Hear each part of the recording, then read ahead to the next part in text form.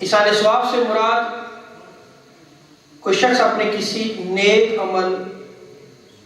اچھے عمل کا ثواب کسی دوسرے کو پہنچائے. اور جمہور مسلمانوں کے نزدیک کسی انسان کا اپنے کسی نیک عمل کا ثواب زندہ یا مردہ کو پہنچانا جائز اور درست فعل ہے. خواہ وہ عمل نماز ہو یا روزہ ہو یا تلاوت قرآن پاک ہو یا ذکر اذکار ہو یا حج و عمرہ ہو یا طواف ہو،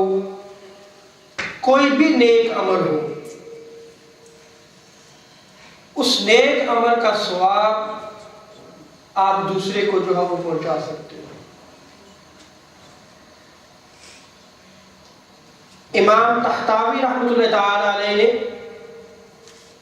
حاشیۃ الطحطاوی علی المراقی الفلاح میں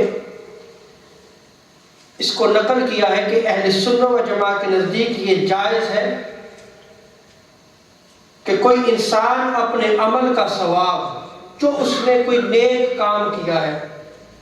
اور اس سے جو اس کو ثواب میسر آ رہا ہے، اس ثواب کو کسی غیر کو پہنچائے. خواہ وہ عمل نماز ہو یا روزہ ہو یا حج ہو یا زکوٰۃ ہو یا صدقہ و خیرات ہو، خواہ تلاوت قرآن مجید ہو، کوئی بھی نیک عمل ہو،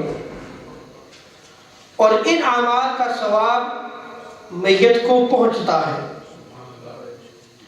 اور اسے فائدہ بھی دیتا ہے، اسے فائدہ بھی دیتا ہے.